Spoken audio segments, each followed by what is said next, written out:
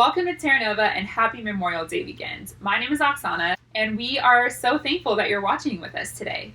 Special shout out to those of you who are watching at Village of Hope, us up in Tustin. So happy to have you guys with us. We love you and miss you. And if you're watching with us for the very first time, maybe you just happened to click on a link one of your Facebook friends shared, we especially want to welcome you. And in fact, we would love to hear from you. There's a special link that you can fill out. If you're watching on Facebook Live, it's in the comments. This will just ask for some really basic information, and it'll give you an opportunity to let us know if you have any questions, if there's any way we can be supporting you, and how we can specifically be praying for you in this time. We'd love to hear from you. There's also a link, a new here link on our watch page if you happen to be watching there as well. As Oksana said, it's Memorial Day weekend. It's a day that we set apart as a nation just to express our gratitude for the men and women who've paid the ultimate price, not only for our freedom, but very often for the freedom of others and of other nations. And you may probably know how Memorial Day really got its start immediately following the Civil War and the assassination of President Lincoln, this time in our nation where we're fighting to end one of the greatest evils in human history.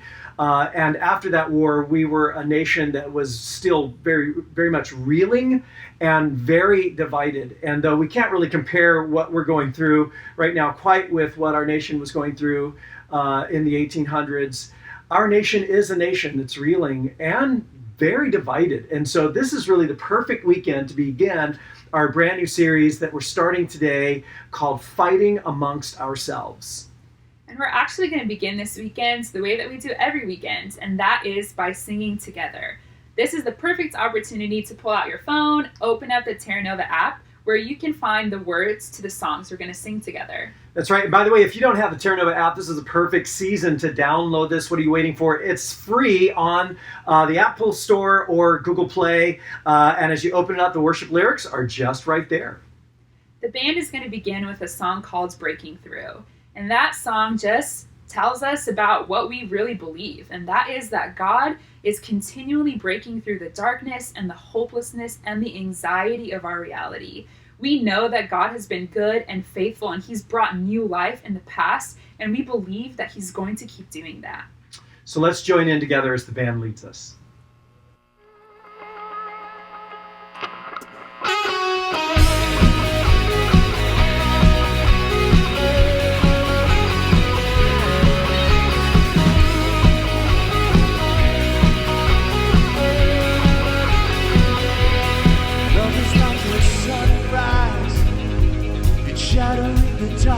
Of night, your presence is a paradise to our hearts. Oh, and you're filling all the world with light. You're making every wrong thing right. You're waking up the dead to life in your love. God, you're always breaking through. There's nothing that your love can't do. Your love is torn the veil. Your love can never fail. Your love is making all things new.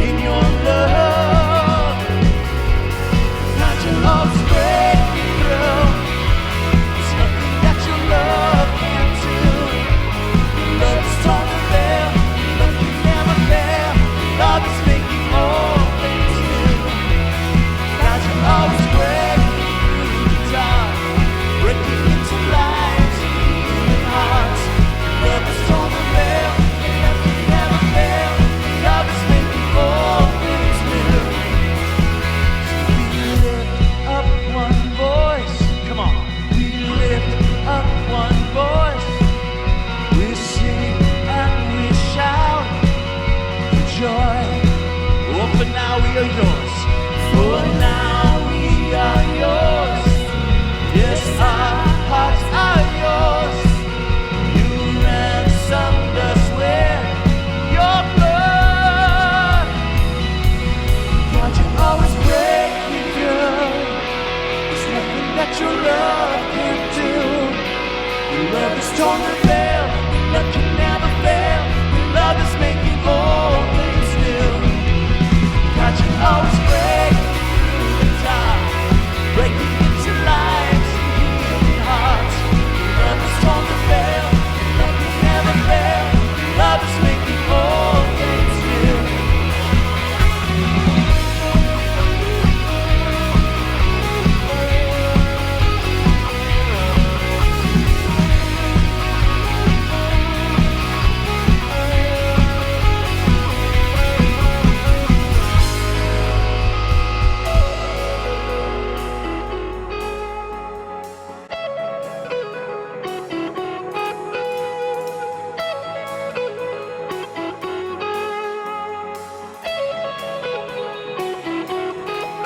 There is a river where goodness flows. There is a fountain that drowns sorrows. There is an ocean deeper than fear. The tide is rising, rising. There is a current stirring deep inside. It's overflowing from the heart of God, the flood of heaven crashing over us. The tide is rising, rising. And mercy, mercy, up from the ground, we feel it now. Mercy, mercy, up from the ground, we feel it now. We come alive in the river. We come alive in the river. We come alive in the river. We come alive in the river.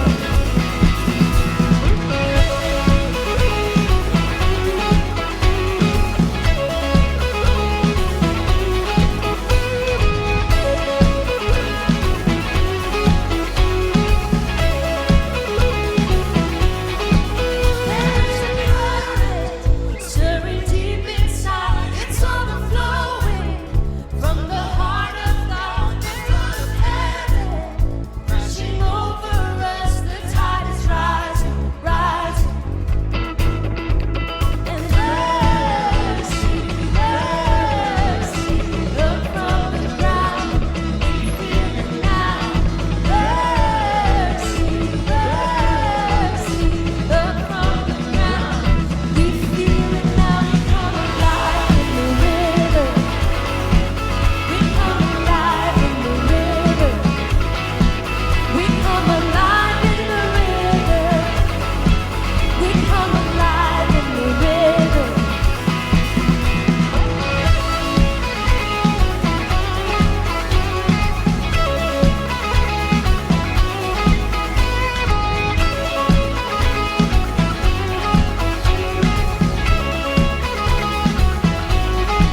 Break open prison doors, set all the captives free.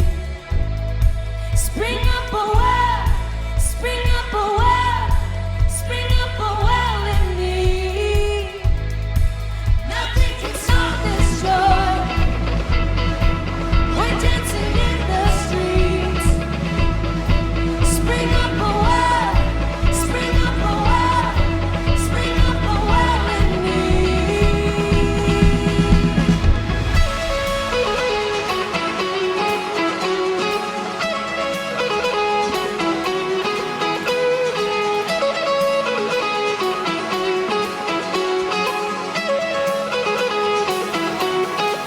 We come alive in the river.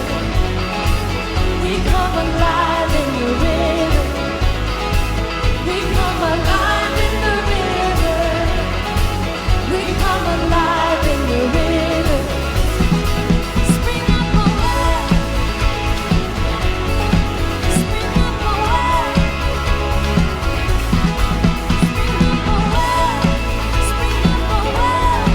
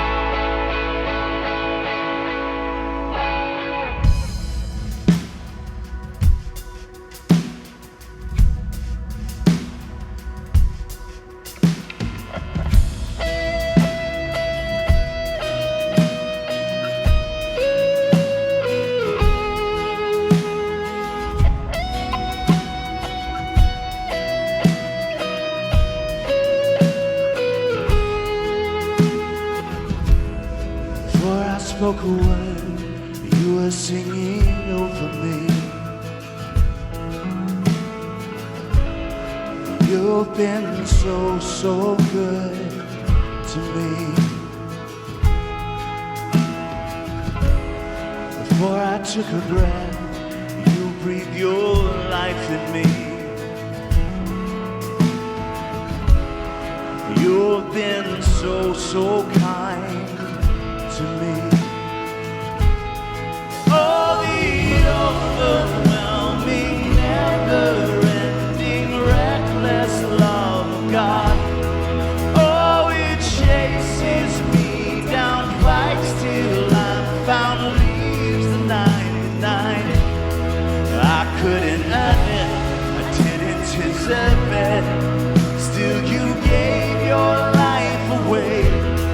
Oh, the overwhelming, never-ending, reckless love of God.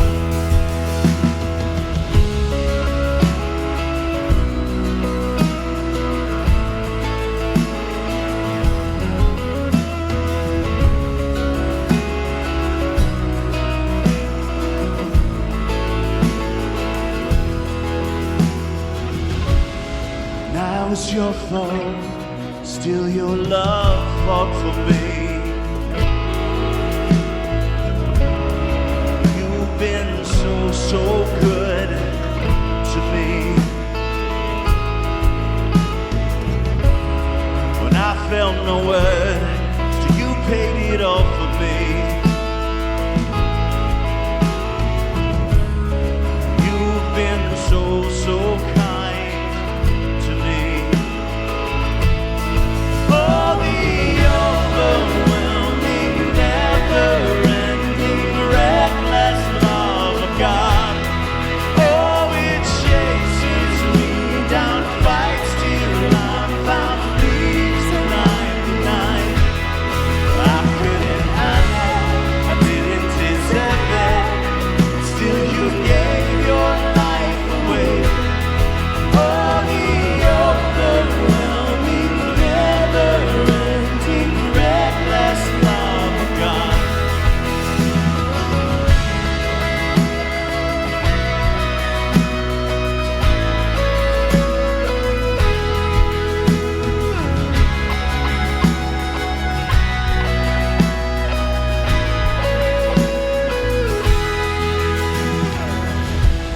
Shadow you won't light up, mountain you won't climb up, coming after me. There's no wall you won't kick down, lie you won't tear down, coming after me. There's no shadow you won't light up, mountain you won't climb up, coming after me. There's no wall you won't kick down, lie you won't tear down, coming after me. No shadow you won't light up, mountain you won't climb up, coming after me. There's no wall you won't kick down, lie you won't tear down, coming after me.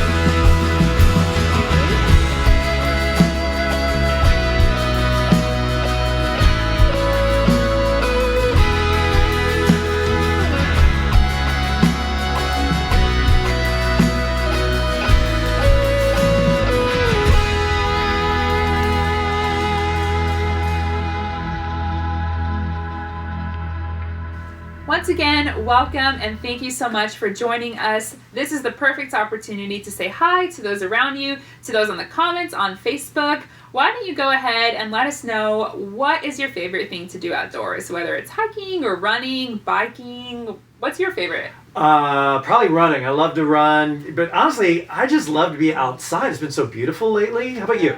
I love the ocean, so getting to swim in the ocean is one of my favorite things.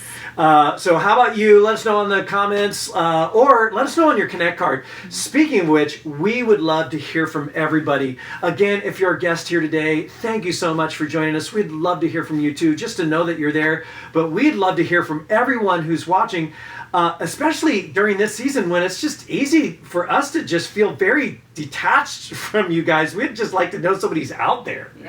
Yeah, and maybe you're feeling detached too because of this time where we have to be physically separated from each other, and we really know that's not how we're meant to do life. We're really meant to be in community. That's right, and social distancing, isolation, we're created for community, and that's why I'm excited that we've begun life group sign-up season, and wow, what a perfect time to do so. Yeah. And we have all kinds of groups being offered. There's groups every day of the week. We have different types of groups. So if you wanted to stay in an online group that meets over Zoom, we have that. And in fact, that might be perfect for you if you're out of our area. Some of you are watching from around the country. You can join one of our online groups. We'd love to have you. And we'll also have groups that will meet in person, but will adhere to social distancing guidelines. And then we have some groups that are going to do some of those outdoor activities that we love to do. A lot of our groups are going to be discussing content based on the series that's following the new one we're beginning today. And just 3 or 4 weeks, we're starting this new series on the book of Daniel called Against the Flow. Very timely stuff. There are going to be some great discussions. Other groups are discussing other content. You can find all of that on our website at TerraNova.com/groups. And we really do believe being in a group is so important, and we just want to make it as easy as possible to sign up for one. So you can sign up via the app, or you could go to TerraNova.com/groups. You'll see them listed in different categories. You can look at it by day or by group type, and then you can just find a group that is right for you and sign up today. And if that's too complicated, we can make it even more simple for you if you just write life groups on your Connect card somewhere in the comments or prayer request section. Just write life groups somewhere in there, and we'll get back to you this week with the links that you need and any help that you need as well, because we just want you to be in a group this season. And you know, this has been a time of incredible generosity, really because of you, because you've been able to keep giving, and that has allowed us as TerraNova to give to so many people. Yeah, in fact, we were just tabulating some of the generosity that's occurred just this week, because so many things have been happening over the last few weeks. We started to list out all the things that we've been able to do recently. Yeah, and we've been able to give thousands of dollars in gift cards. We've purchased grocery cards and restaurant gift cards and just given those away. In fact, one of the things we've been doing that you may not know about is we've been going around to local restaurants, and by we, I mean her, to local restaurants just buying up large amounts of gift cards. And of course, they're grateful because we're helping them in the season, and then just giving some of those meals to some of our families and some of our people who could just use a little love and kindness during the season. That's been a lot of fun. Yeah. And we've also given thousands in just practical help to our community and people that you have mentioned to us on your Connect cards or through email. And we've loved doing that as well. And then there's what we've been doing with our next door neighbor, South County Outreach. As many of you are continuing to serve there during the week, you're continuing to drop off food, and we've given them thousands of dollars as well, partly because of these Connect cards that we continue to fill out every single weekend. So thank you for that too.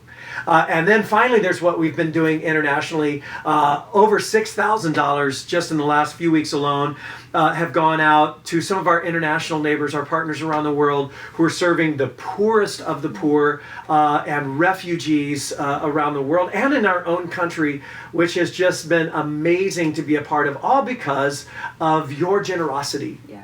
Yeah, we really are just aware of that your generosity is making it possible for us to do these things. And if you're able to keep giving, we do want to make that as simple as possible. You can give via the app, you can go on our website, you can mail checks in, or you can just drop them off at our building if that's easiest for you. We're just so grateful. And speaking of which, we're very excited to let you know that this weekend, RAC is back. RAC has something you might be familiar with that we've often done around Christmas time, standing for Random Acts of Christmas Kindness. But this summer we're going to be doing something we're calling Random Acts of COVID Kindness. And the reason why is because we, as an entire staff team, have been striving to be as generous as we can to people we know of, and prayer requests and connect cards and folks that we know who are going through things. But we're also aware of the fact that you know people that we don't know. Your friends, your next door neighbors, your family members, your coworkers, folks that you know who are going through really difficult times right now, or maybe they could just use a little extra love for one reason or another. It is super simple for you to get involved in this. We've created a page on our website, ourterranova.com/RAC, R-A-C-K. Go to our website, click that link. It's a simple form, your name and email address, so we can get back to you a little bit about the person that you want to love on and what you think we could do that would be a blessing to them. And you just put all that on this simple form, click submit, and we'll be getting back to you this week. Let's partner together to make God's love famous and to show some of Jesus's love to people that you're cared about. I'm very excited about doing that together over the next number of weeks. Yeah, and thanks again for being with us. And I know we keep saying we're so grateful to be able to do this, to get to meet virtually, but we know that that's not the same as being together in person, and we really are looking forward to the day when we can be together. But you know what, Oksana, even saying that, even raising that question of when we can be physically together again, raises some tension, raises some division. That even as we're talking about how we'll reopen and when we'll reopen and how soon we hope it will be, we're also aware that for some of you, it's already too late, and for others of you, it's really too soon. And that issue and that tension is just an example of so much tension that has surfaced within the last weeks and months, perhaps in your family, in your home, maybe it's in your friendship groups, certainly in our nation, and even within our own TerraNova community. Yeah, and that is one of the reasons we're kicking off a brand new series, Fighting Amongst Ourselves.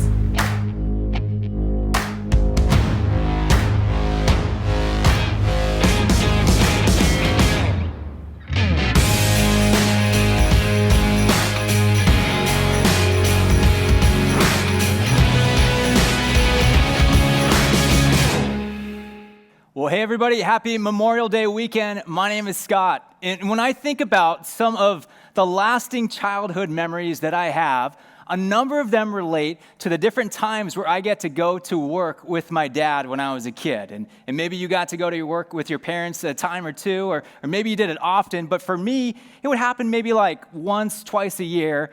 And the times that I got to go to work with him, I absolutely loved them. They would look like this. We would start in the morning, we'd get up really early before the sun would rise, and then we would get in my dad's car and we would drive from our home in Palmdale in the Antelope Valley, and we would drive down to the San Fernando Valley where he worked. And during the day, I just got this sneak peek into his world. I would get to meet customers and coworkers, and we would drive around, and at least in my memories of those days, as we're driving, we always had something good to snack on. It was like there's always donuts around.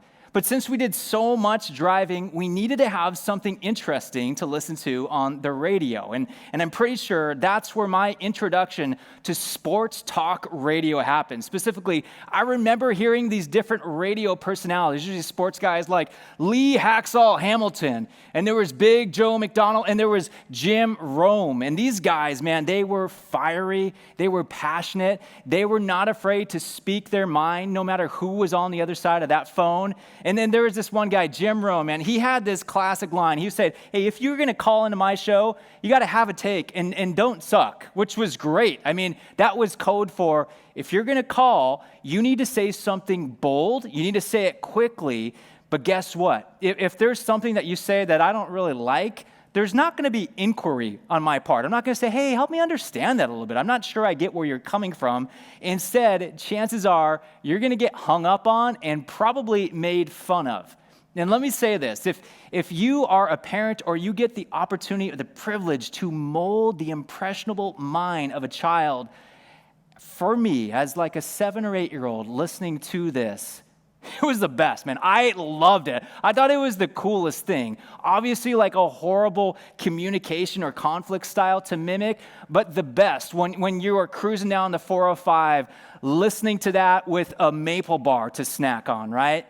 But as you fast forward a few different decades later, there's nothing new, there's nothing fresh about this approach because it has really permeated its way through like every facet of society. It's what we're used to when we observe or partake in the media. It's what we see with politicians. It's even a part of our own online interactions. And you know the style that I'm talking about, right?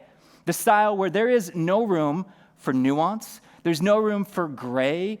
There's no common ground. You're either with me or you're against me because everything is just so polarized. Everything is so politicized. And anybody who doesn't think or act or feel the way I do, well, I guess you're my enemy. And so there's no surprise that if we operate that way, we would get what we've got, which is conflict that is all around us, conflict that's within us, conflict that's between us, and communication approaches that seem to ostracize and isolate rather than reconcile and unify. But then we add in these additional complexities, things like what we're dealing with right now, where we go, hey, in this season, we've got additional anxiety or financial constraints or worries about the future or loved ones' physical or emotional or mental health right now. Meanwhile, we don't get to be around some of the people or the pastimes that bring us renewal and rest. All the while, we also don't get a break from the responsibilities or the relationships that we love, but can also keep us feeling a little bit depleted over time. So then what happens is all these different emotions and things build up inside of us. They begin to spill out, and then they attach themselves to whatever or whoever is in front of us. Whether it's something that we see on social media, maybe it's an acquaintance or a group of people that just kind of shares a different perspective than I have, or maybe they attach themselves to the people that we love who just happen to be in the wrong place at the wrong time. But left unchecked, it's likely that we will find our most valued and vital relationships just plagued with conflict. So the question becomes, how do we nurture these treasured relationships, especially when these internal and external factors begin to complicate things even more? Which is why today we're kicking off this brand new series called Fighting Amongst Ourselves, Pursuing Peace in a Polarized World. And it's our hope to take these next 3 weeks to discover what it means for us if our primary identity as a follower of Jesus is to imitate him. Well, how do we do that in terms of handling conflict in our world? And as much as we would love to pretend that a 3-week TerraNova teaching series is going to change the landscape of this world, that's not going to happen, right? We recognize that. In fact, while I don't want to minimize my or your personal influence, the thing we do recognize is that we are only able to control ourselves, right? So if that's the case, where do we begin? Well, as we look at the life of Jesus, as we look at the writings of his early followers and really the entirety of the scriptures, one of the ways that it is best summed up and with this practical and succinct advice is what we see in the book of Proverbs. And Proverbs is filled with so many kind of straight to the point, 2-line sayings. And these aren't necessarily like promises for the way things will always be, but they're rather like principles or patterns for wise living. And you see these principles all throughout Proverbs as it talks about all these different areas to give advice with, right? Advice for how to handle your finances or intimacy or marriage or parenting or decision-making and so much more. And underneath it all, there are these principles that are laid out with this underlying assumption. It's that there's always going to be a wise way to do things. And then there's another way. And maybe there are times where you see people doing something and you go, yeah, yeah, this is not going to work out. Like that's a foolish way to do things. And that is what's recognized in the book of Proverbs. And when it comes to the way that people communicate or handle conflict amongst each other, there is so much that's included in the book of Proverbs. But today, we're going to camp out in Proverbs chapter 18. And even if we recognize that implementing these principles that we're going to look at doesn't change our world, and it might not even change other people's minds, we do have to recognize that they are going to bring us so much more relational stability and health and a greater emotional awareness. And so let's lean into these because we have relationships that we want to nurture and honor, and we don't want them to suffer. So as the author of Proverbs 18 begins, he paints a picture of how the fool communicates and how he approaches conflict, and it all begins with a posture. He says, an unfriendly person pursues selfish ends, and against all sound judgment starts quarrels. An unfriendly person pursues selfish ends, and against all sound judgment starts quarrels. And maybe you've met a person like that before where they just love to stir things up. But maybe for some of you, even as this begins, you see this word and you're a little bit frustrated by it, right? Because we're talking about handling conflict, not being passive, not acting like it doesn't exist, but working through it. And maybe for you, one of the things that tends to feel like it stands in the way of resolving conflict are the times where we just kind of act like, you know what, I don't really want to step on your toes, and so I'm not going to speak up, and I'm going to be kind of passive, and I'm going to be a doormat for other people to walk all over. And maybe you're feeling that way and going, okay, I just don't want to do that. And I get that. But one of the things that's helpful for us to note is that this word here, unfriendly, what it actually means is one who separates or splits, right? Like a divisive person. And it's speaking to this posture. It's speaking of a way of approaching people or conflict where our hope is not to figure out what is the best possible outcome for all of us here, but our posture is to go, hey, what do I want?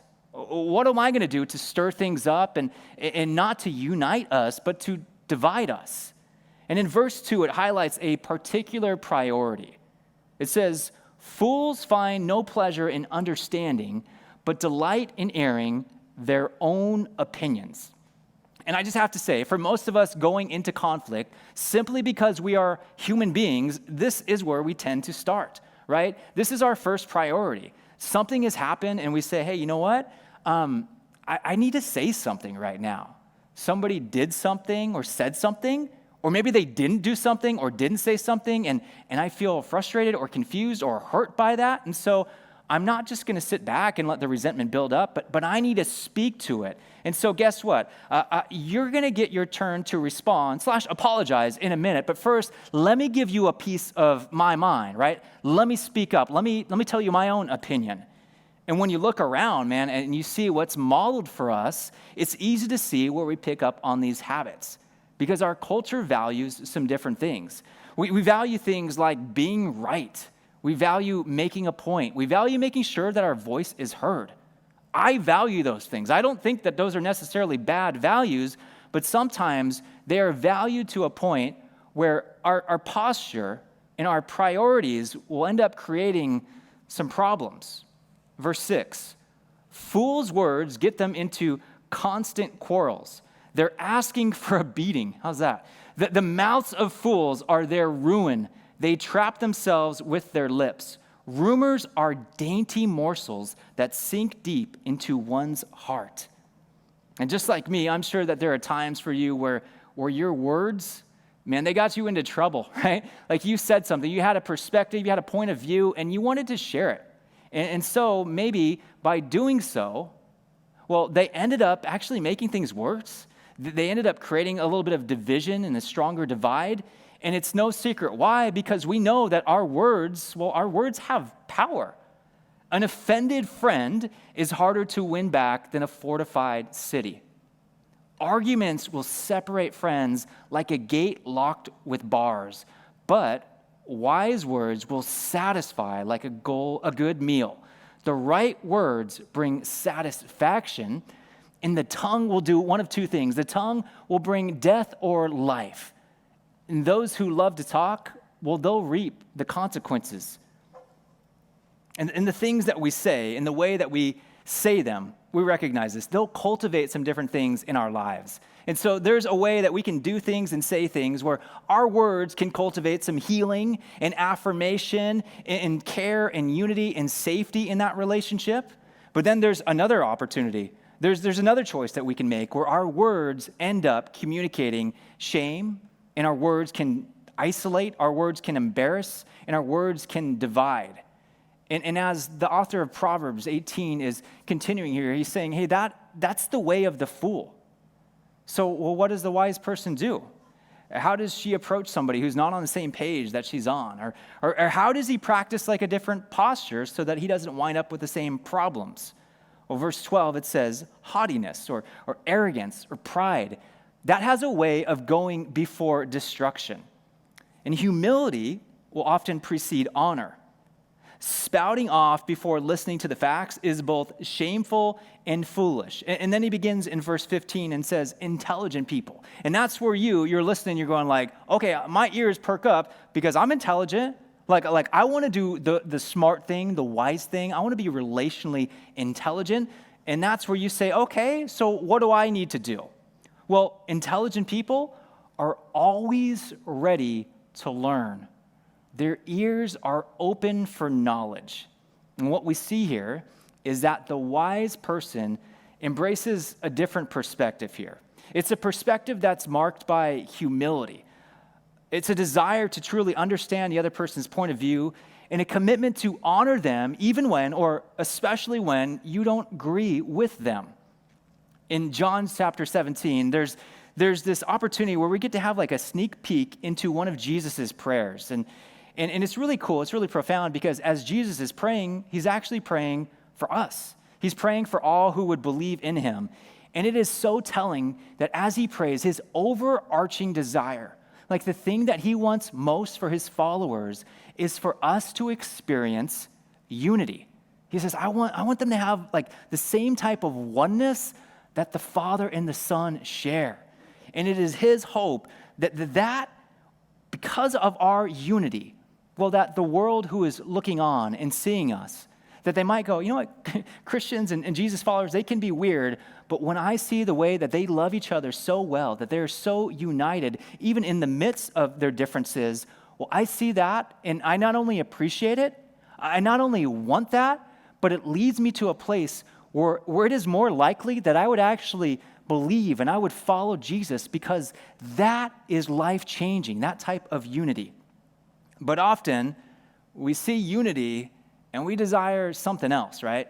Because unity is very hard. Unity is very messy and it's tiring because it allows for differences to exist. And sometimes, actually, uniformity can seem more attractive than unity, right?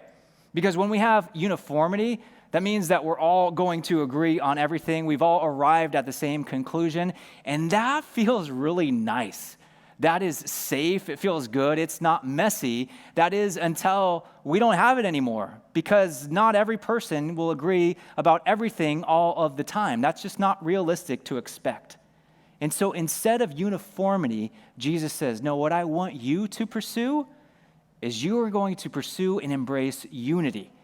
And this has more to do with the heart for the relationship. It speaks to our desire to honor another person's concerns and perspective. It says that we're going to be people who are open to the possibility that there is more for us to take in, more for us to understand and to learn, that there may be something that I should be willing to listen to. And what I want to suggest is that while we will never have complete uniformity, we can always seek to cultivate unity in our relationships. As Paul laid out when he wrote to the church in Corinth and in Rome, who was dealing with some disagreements, he said, hey, here's the reality, is that there are going to be times where what seems right to some of you is not going to be what seems right to others.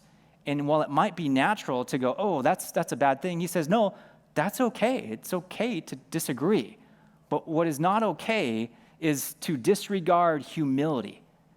and grace towards another person, because it's simply not the way of Jesus. It's not the body of believers that he prayed we would become. It's not the way of the wise, and that is not how we thrive in conflict.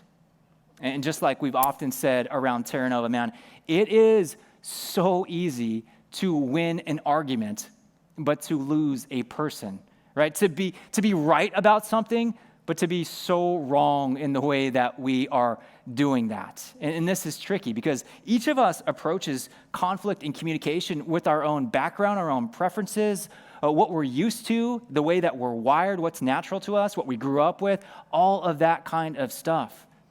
However, when our goal is simply, you know what I want to do? I want to make a point.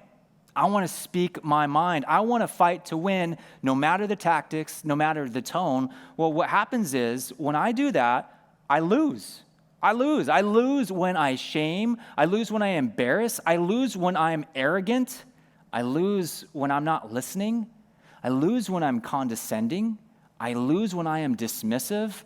I lose when I'm divisive. And the thing is that when I lose in that relationship, I'm not the only one who loses. We lose with the other person as well. I mean, it's not just me, but it's my entire home when I'm treating them that way. It's my spouse. It's my friends. It's my neighbors. I mean, we all lose when we are treating people that way. And all of this, it feels especially more relevant and more real in this season, maybe now more than ever. And I'm not just talking about when you look around and you see politics and you see what's going on around our country. No, I'm talking about the way that we deal with each other as individuals, maybe in our own homes or in our communities. I'm talking about our closest relationships. And if your living situation is anything like mine, the last few months have meant that there have been a number of you living in close quarters, right? No real breaks from each other, which means that there are also some additional difficulties that you're trying to figure out. And that isn't naturally a recipe for success. Well, like a month or so into it, I noticed how this was playing itself out in our house. And you see, I had felt and still do feel like my wife and I, we were doing really well. And that's probably 99% because that she's great and I exist. But it was like things are going really well. We're trying to get on the same page as we're figuring things out and what to do and how to lead our kids right now and what's best for them and how to figure out how to do the homeschooling thing and how we're going to balance different responsibilities that look different in this season as we're both working jobs and what it looks like for her and her work as a nurse and like what that means for us right now and in the future and all that. And it's going, hey, things are going well.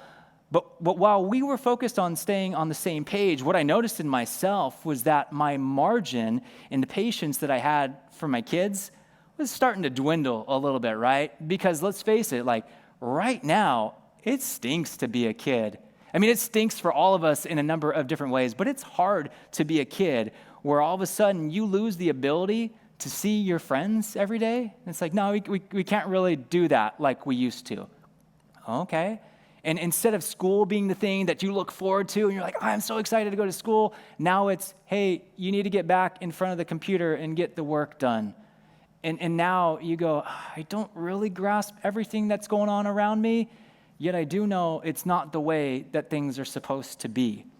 Which means that as kids are processing through that, you can't expect their behavior to remain unchanged, right? And so I've been trying to remember that while kids do need some structure and some leadership and some discipline every now and then, they also need a dad who is willing to listen and empathize with them.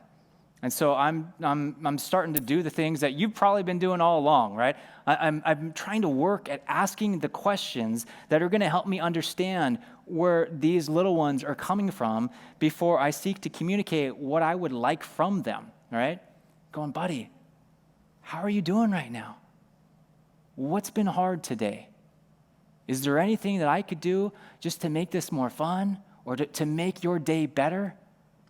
And the times where we remember to seek to understand other people rather than demanding to be understood, we will find that our kids or our spouses or our neighbors or our roommates or our coworkers will find that they aren't so one-dimensional. like we can paint them out to be in our heads, that they are complex people like you and I. They've got stories and emotions and fears and desires, and it's foolish to sacrifice the health of a relationship out of a desire to simply make a point. So this week, as you reflect on how you are relating to the world around you, and not just the world out there, but the world that you're interacting with on a daily or a weekly basis, people in your home, people in your extended family, coworkers, people on your social media feed, like even the ones that you blocked or muted a while ago, as you're thinking about those, I want you to consider two simple questions. And the first question, the answer might be easy, but it might not feel great. First one is, where am I currently experiencing relational conflict, right? And probably a name or two or a group of people come to mind. And as you do so, I want to say something. It's that before we get to the next question, if you're not a follower of Jesus, you can just think about that and go, okay, so what do I want to do with that? Maybe nothing. Maybe there's some things that would be wise to do. Maybe there would be some things that would be healthy for that relationship. But if you are a follower of Jesus, as you think through that and you go, hey, I do have some relational conflict, then the next step, it's not an optional thing. It's part of following in the way of Jesus. And that question would be, how will I foster greater empathy and understanding? Like, how am I going to make an attempt to understand their perspective? No matter how crazy or insane you actually think another person's perspective is, like, what will I do to listen better, to learn more, to love better, not so that I ignore my own convictions, not so that I become a doormat for other people, not so that I stop thinking critically, but so that I communicate more effectively and I take care of that relationship. In their book, Difficult Conversations, the members of the Harvard Negotiation Project said, hey, to get anywhere in a disagreement, we need to understand the other person's story well enough to see how their conclusions make sense within it. And I love that. Just get that everybody's conclusions, everybody's ideas, their perspective, their beliefs, they make sense to them. Even when we go, man, that makes no sense to me. In another person's story, given the things that they've experienced and felt and their concerns, that makes sense to them. And so don't be the fool. Don't just delight in airing your own opinions.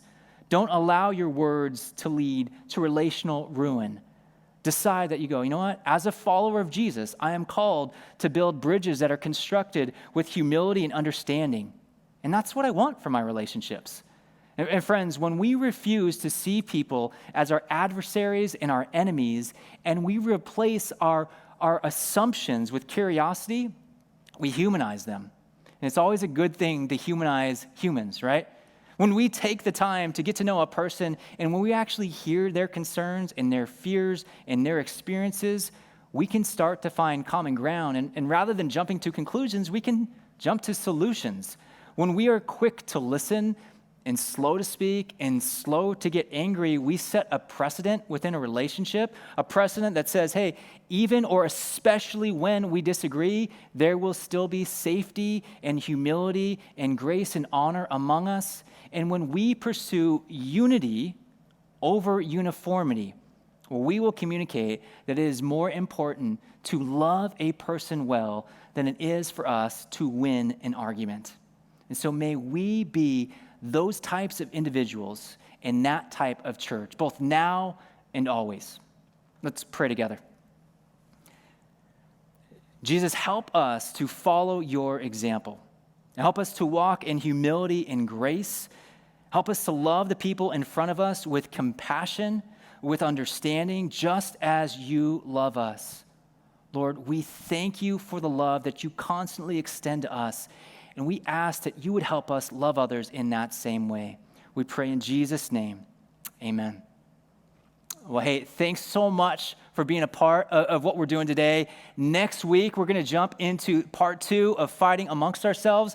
But right now, if you hadn't had a chance to fill out that Connect card or to jump into a life group and sign up for one of those, or even to participate in giving, now's a great time to do that. But thanks so much, again, for tuning in and being a part of what we're doing this Memorial Day weekend. We're so grateful that you did. And be sure to come back next week as we do part 2 of fighting amongst ourselves. Hey, happy Memorial Day, TerraNova.